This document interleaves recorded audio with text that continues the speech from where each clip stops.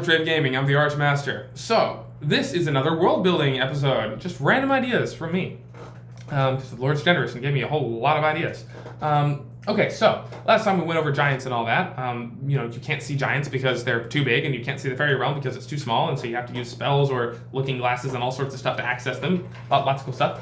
So, this time, I thought, I think I was playing Outer Wilds. And it's a space game, and so you have to think about the gravity of the planets. Different planets have different gravity based on how large they are. And I was like, what if you didn't have to be planet-sized to have gravity? I got the idea because the planets in Outer Wilds are like really tiny, and so I was like, well, if these are so small and they can have gravity, why can't a tree have gravity? Why can't a person have gravity? What if individual things had their own gravity? So if you're running by someone, you get kind of snagged because you're pulled into his gravitational pull, and then you can run off, right?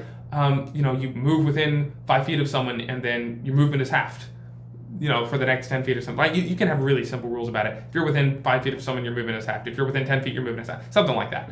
But yeah, you can apply it to larger gravity for larger things. Like what if there's a giant or a dragon nearby? What if the dragon lands and everyone and everything is pulled toward him because he just has that much gravity? What if a giant is there and he can just reach his hand down and everyone gets sucked up to his hand because his hand just has that much gravity, and then he scrapes you on the earth or throws you or any number of things, right? Well, what if a giant is walking through town and all the buildings and roofs are just flying up and he's walking and everything's just being destroyed around him and flying up and floating around him, just swirling around him in this walking tornado of buildings and houses, and he gets to the castle and the castle just pulls into him and just smashes him in the face, sure, and then he just kind of absorbs it and it all orbits around him, and then he walks away and uses all that extra stuff to attack his enemy, and you're just a casualty. Your castle just happened to be sitting there.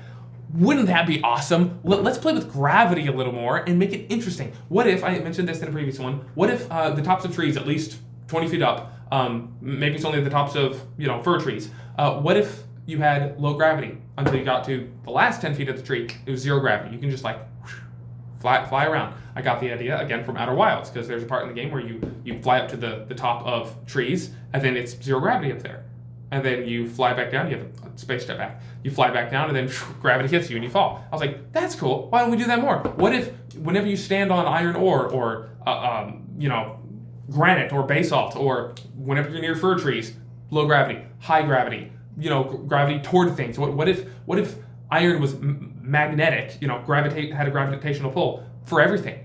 Anyone that walked by, or maybe it's only elves or only flesh, or you can do so much with gravity. When that floating mountain is flying over, maybe everything pulls up to it. Maybe you have to stand right under it, and then you can fly up to it on the floating mountain. Maybe that's how everyone gets up there. And so if you build your wagon or your castle or something right on the line, you do the calculation. It's going to pass over you.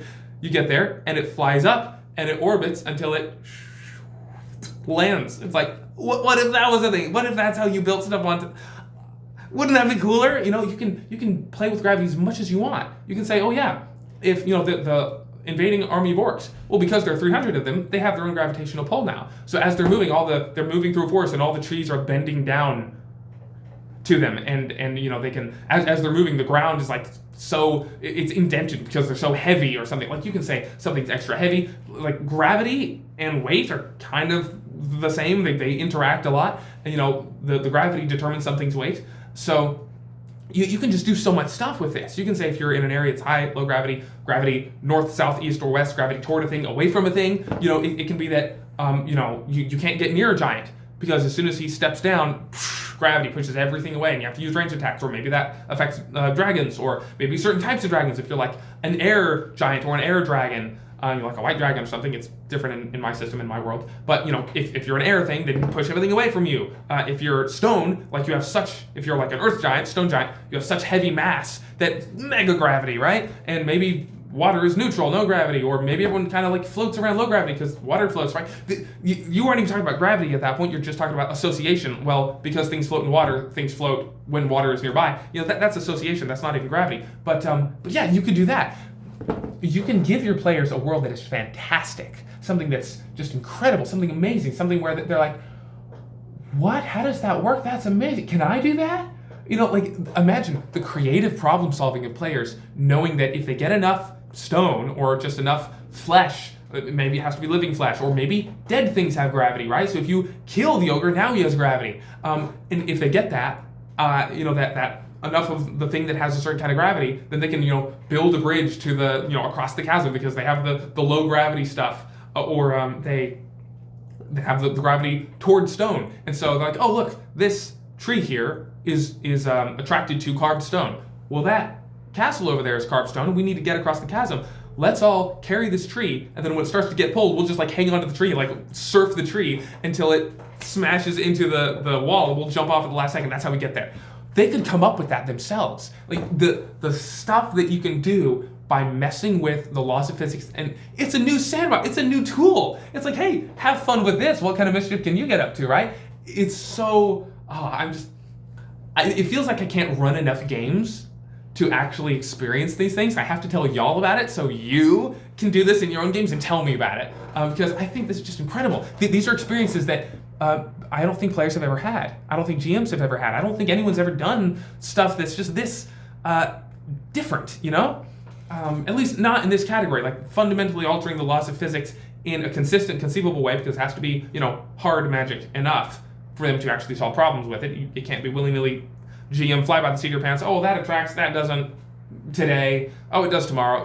It can't be like that, because then it's just frustrating. The players can't actually solve any problems with that. So it would have to be something written out. And guess what? I'm the man to do that. I can write it out in a document, part of a setting, maybe for patrons, maybe for everyone. Who knows? I need to actually get patrons and get money so I can actually put time into that.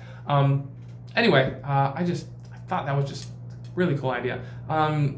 Anyway, thanks for watching. Like and subscribe. YouTube pleasantries go a long way. And have a good night. God bless.